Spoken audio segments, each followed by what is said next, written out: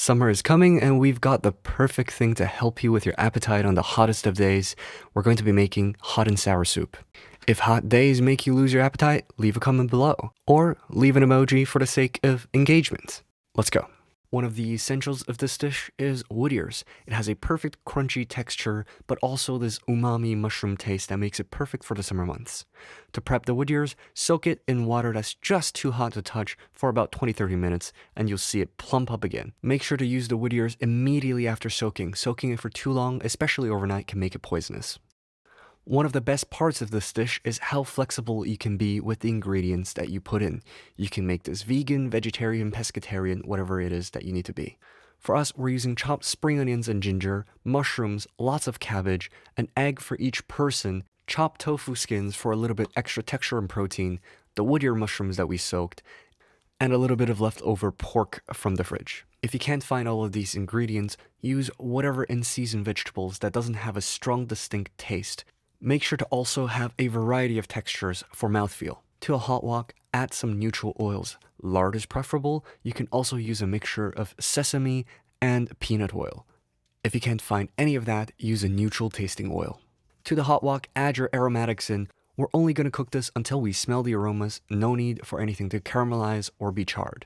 Next, while the pan is hot, we're gonna go straight in around the edge of the pan with a little bit of soy sauce. A spoonful of this stuff is fine for now. We just want the aromas and the charred taste of the soy sauce. We can always add more if we find that we are lacking flavor. Remember that all soy sauces tend to taste slightly different in terms of saltiness, umaminess, all of the different flavors. It's a good idea to use a mix of different soy sauces while you cook. Again, once you smell the sweet aromas of soy sauce, you can add chicken or vegetable stock, or if you're lazy like me, just add some water to form the base of the soup. Next, add in your proteins and bring the soup to a boil. Once you have your soup on a rolling boil, you can add in your vegetables, your wood ears, your mushrooms, your cabbage, and just cook them until wilted. Next, we're going to use dark soy sauce, which has a lot of color but very little flavor, to help us bring out the color that we want in this soup. Remember to taste as you go. Next, we're going to need a gigantic pinch of salt. Remember, you have a lot of soup here, so salt generously. Next, we're going to add a little bit of MSG. A teaspoon should be fine. We already have a lot of umami ingredients, like the mushroom, like the soy sauce, like the vinegar, like the eggs. That's going to add a lot of flavor already. Next, we're going to add a gigantic spoonful of Chinese white pepper. White pepper is quite spicy, which helps add a spicy kick to the soup. Now we have the hot component of the soup, it's time to add the sour, which is Chinese black vinegar. Chinese black vinegar is fermented from rice, which has a unique sort of fermented sweet taste that is also very aromatic and is not very harsh to the mouth. To help thicken the soup, we're going to use a bowl of cornstarch slurry.